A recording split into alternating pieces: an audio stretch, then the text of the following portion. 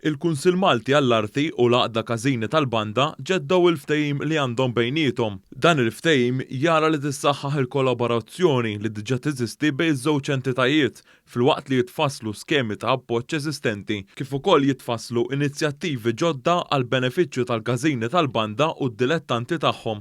Il-President tal-Għaqda Nazzjonali Każini tal-Banda, Noel Camilleri, faħħar l-impenn tal-Gvern u saħaq li dan il-qbil ikompli jżid il-valur tax-xogħol li jwettqu l-Każini tal-Banda. Rikonoxximent ċar kemm il-Kunsill Malti għall-Arti jagħti l-importanza tal-ħidma tal-soċjetà tal-Banda fil-komunitajiet tagħna.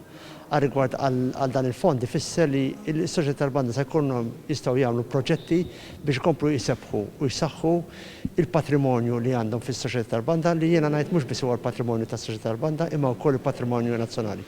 Il-Ministru għall-Arti u l-Kultura José Herrera tenna li dan il-ftehim diġà kien wassal għal għotja ta' madwar €9,000,000 mill-Kunsill Malti għall-Arti lill-Każini tal-Banda madwar pajjiżna.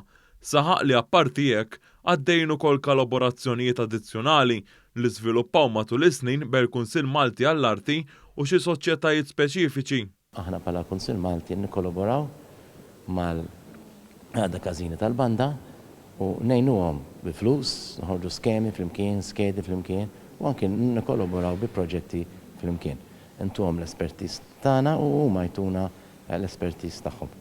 Min-naħa tiegħu id-Direttur tal-Kunsill Malti għall-Arti Albert Marshall qal li dawn il-kollaborazzjonijiet huma ta' benefiċċju kbir fi żmien meta s-settur kreattiv u kulturali qiegħed jerġa' jiddefinixxi lilu nnifsu sabiex isir iżjed reżiljenti u sostenibbli.